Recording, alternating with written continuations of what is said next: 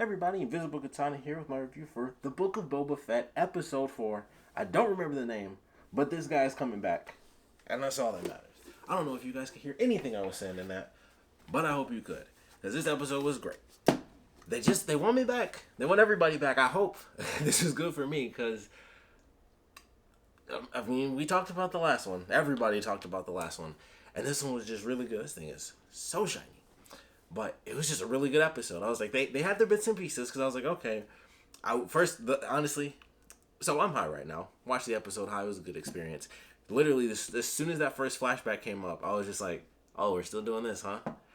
I was honestly worried. I was like, I thought it was done. I was like, okay, they died.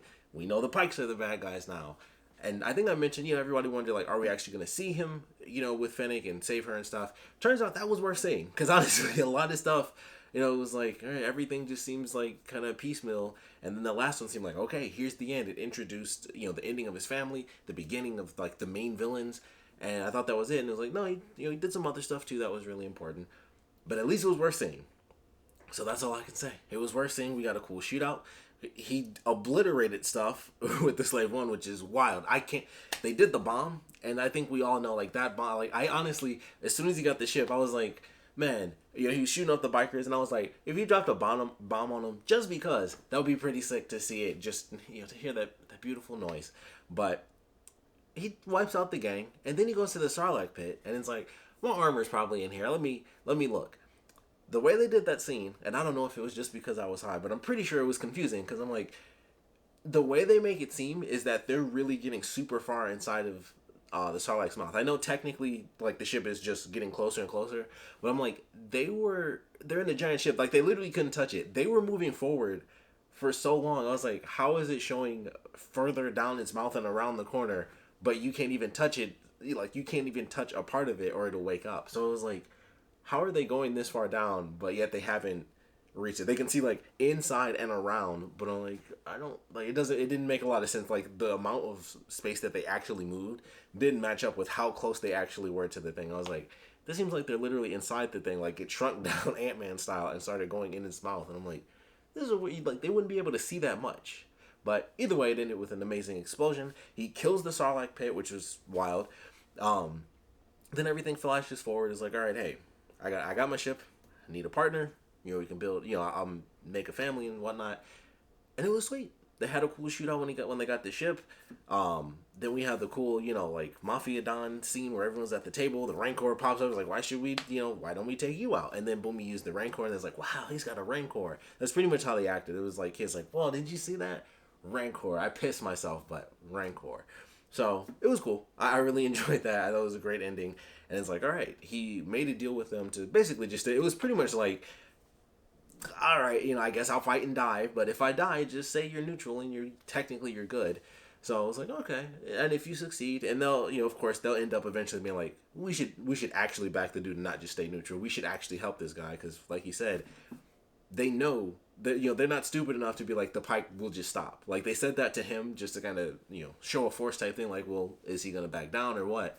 And then it's like, but in reality, yeah, we don't want our whole planet taken over. We know what the Pikes are. So, had a decent deal. We'll see how that ends up playing out. We didn't see anyone from the mod gang, although we did see more modification people during the flashback sequence. They had, like, the music playing, and that's early on. It was like back and forth, because I'm like, okay, they got the music playing, and it's like, it's not the worst, like the mods and stuff like that. The bike wasn't even as offensive in this episode. And it's just like, okay, like, they're going through. Music's playing and stuff, but then it would pick right back up, and they're out in the desert, and they're talking, and he the fact that he even went back to Jabba's palace, which at the time was Bib's palace, was really cool, because I was like, oh, I didn't expect that, but I didn't even think about the fact that they would totally tell us the story of how he got his ship back. It never even occurred to me, so I was like, oh, this was that thing I didn't know that I wanted, and that's really cool, because let's face it, the show's giving us some cool stuff. Love episode 2. Apparently, the even episodes are the ones to really check in on. But I love the flashbacks with the Tuskens and what we learned there. And then this was like, oh yeah, he did have his ship already. That's a pretty big deal. Like, show him get his ship. Technically, we've seen him get his armor, so maybe they'll do a flashback in between the seasons, like when he actually got his stuff back together. I doubt they would, because it would be like they went somewhere and he got his stuff clean. So I doubt we'll see that flashback. But who knows? Because the episode if it ends off is like, yeah, I got a bunch of credits. We're gonna need muscle. It's like, oh, we can find credits can get you muscle. You just gotta know where to look. And then that mid woo woo. Man, I know everybody's hyped. Everybody is hyped because it was like we had Boba Fett come in like last time, and now Boba Fett, the guy everybody wanted back, that people kind of are like on the show. But yeah, I've enjoyed it. Last week was definitely the one to be like, okay, he's got to ramp up. Boba Fett still didn't really do as much cool stuff as I would have hoped. I liked him, taking everyone out, all the bikers. That was cool. Struggled a bit, they did the teamwork with Finnick, but I really want Boba to have like an actual fight sequence. Like I know that's her thing. That's always Ming-Na Wen's thing. Whenever she's in stuff, she was, when she was in Agents of S.H.I.E.L.D., her whole thing was like she was the badass. She was literally called the Cavalry. So that's always been her thing. But I'm like, Boba Fett can throw a punch. He can light stuff on fire. I think we saw him kind of do that with Black Chrysanthemum, and that was about it. Like he didn't, he kind of lit him up like a little bit. So I'm like, we can see a flamethrower. We can see him shoot somebody. I'm pretty sure he hasn't shot a single person, out, not counting Bib Fortuna, with his actual weapon. The first guy he killed when they got ambushed in episode 1, he shot with a missile. And I feel like he hasn't shot a single person with his Boba Fett blaster yet. In the whole show. That just occurred to me. I don't believe he's done that at all yet. And that's really weird. But I'd like to see him actually fight somebody. I know that's the whole thing. Of course, but even in the flashback, I was like, oh, it's cool. Finnick has her moment, but that's always been her thing. She's basically been fighting the whole show. Boba needs a moment where he's not, laid out on the ground. He needs a cool fight moment, even if it's in a flashback. Although I know people really want to see him, in the armor. That's what I was hoping for. When he woke up, I was like, I think he's gonna go and kind of do what seemed like he was leading up to in the last episode, which was more action in that compared to this, where it was, him talking. Still action, but just a different way. But great tease. We got both the Mandalorians coming back together. It's crazy, the role reversal that has happened, because everybody was hyped. It was like Boba Fett's coming in, and now we're in Boba Fett's show, and the Mandalorian's coming in, and that is super cool. I don't know how many episodes we should expect. This was a longer one. I hope. This was episode 4. I think we have 7. So if we're doing 3 more, just have them in the last 3 episodes. Just making another trio deal. Black Chrysanthemum's in there now, which was a really funny moment. And she's like, she great speech. She had an amazing speech and was like, what was once celebrated in the bloody coliseums is now horror, disgust. And then he just ripped his arm off anyway. She could have wiped his debt and all that stuff, and you're like, I'm gonna just rip this dude's arm off because he pissed me off, and I got my money too. So goodbye. I'm gonna do what I want. Great moment for him. It was worth a shot. But I think we all expected that. Black Chrysanthemum is officially joining Boba Fett. It'll be interesting. I'm not, I think I mentioned before, I haven't gotten to the Dr. Aphra comics and the Vader comics, which I've always wanted to, and I just never ended up jumping in. But I know people were excited that he was even in it, so I'm very curious how those people are going to feel with him being a regular, because I know a lot of people were like, just the fight he had, even I said, I was like, they could have had him kill one of the random mod kids and it would have been fine. Just show him do something just crazy over the top bloody. And we kind of got that. He ripped the dude's arm off. But hopefully we get some epic moments from him. He's got electric knuckles. We got to see something. We got to see him fight just a bunch of people and just wipe everybody out. We need almost a Hulk moment. That's what we need. You can tell that's what they keep showing with the character. And this was a good display. He was just, wiping everybody up. But I would love to see that, him fighting and just taking everybody out. I think we all want to see that. So I'm hopeful. They got Black Chrysanthemum. They got the Mandalorian. They got Boba Fett, who at some point has to shoot somebody. He's got to launch a missile. He's got to set somebody on fire. He has to do an actual physical activity, because he really hasn't, in the suit at least. He epic train sequence, of course. But in the Boba Fett suit, as Boba Fett, he blew one guy up, and that was really, really cool. And that's about it. He did land on the jetpack, after the crazy chase of the last episode. But that's not enough. But this was a great episode. I'm just excited. I don't think anybody saw that one coming. It was especially with being the first season, it was kind of it's just going to keep going. And then it was no, we're doing crossover. We got live action Ahsoka. We can cross over anybody at any time now. So it's we're just going to bring them back now. First season, who cares? So that's great. And apparently, Mandalorian Season 3 has officially started filming. That's at least what I saw on Twitter. So who knows how reliable that is. But that's great.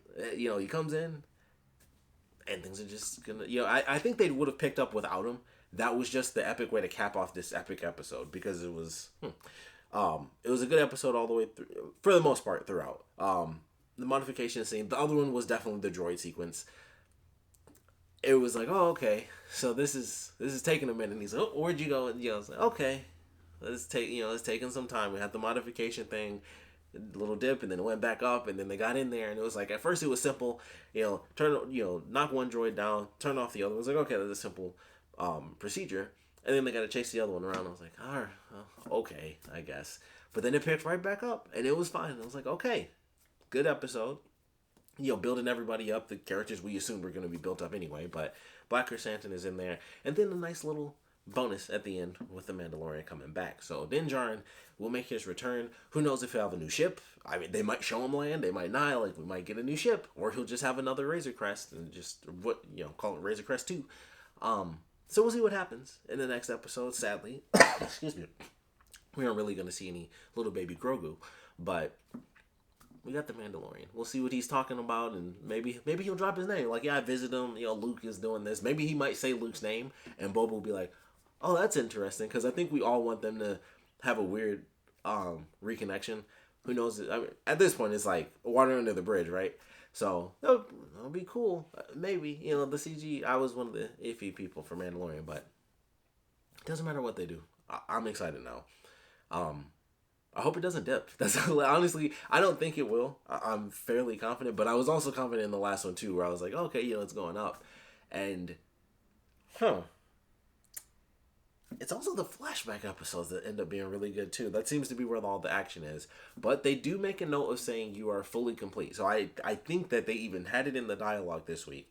This is the last one where they do flashbacks. I think the rest of them are officially going to be present day, because that was the whole thing was they did the journey up to when she got fixed, and when he took the seat and everything, they did the fast forward.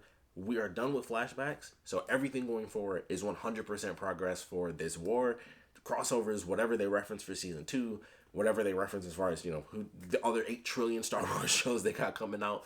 So I think we're on a really high ramp right now. I'm obviously very hopeful, but with them saying you are fully complete, you are healed. Obviously, they showed the flash forward, like I said.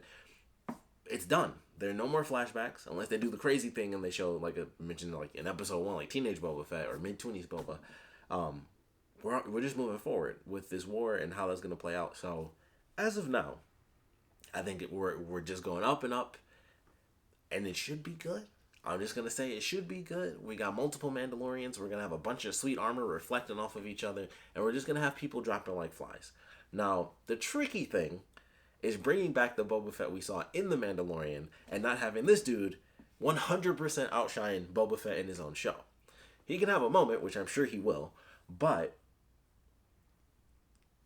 just he gets one moment. I mean, technically Boba did have his one moment as well, so I guess they could do that, but everybody's so iffy on the show. I'm very curious how that's going to play out, how people feel. I'll be, it's not like it's a big deal, but I'll be fine either way, but I'm like, this might actually hurt the show a little bit more, because I in my mind, I'm the first thing I think when I'm reviews coming out next week, it's gonna be boy, the Mandalorian coming in really shows how he's way better of a character, and I'm it could, who knows?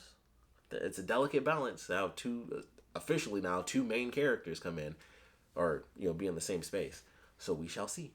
But either way, it'll be sweet. No matter who they make better or worse, it should be Boba. It's his show. But either way, I think we'll all enjoy what we get to see next. So I'm hoping the next couple episodes is just ridiculous, and costumes and Darksaber. They probably won't have, unfortunately, the rest of the Mandalorians come in. That would be amazing. But I think we're just getting Din Djarin, and that's about it. But either way, it should be good. I'm hoping it's good. We'd love to know your thoughts on this episode. So please put your comments down in the comment section below. Let me know your favorite parts, your least favorite parts, and of course, everyone's thoughts is this is good. I mean, I don't know how it couldn't be, especially with how unhyped the show has been, honestly, for a lot of people. I should say, not most people. I don't think anyone's oh, I didn't want to see him come back. So I think everyone's take is good. Let's see where this goes. But we'll love to know your specific thoughts on things. So please put your comments down in the comment section below. And of course, thanks for watching.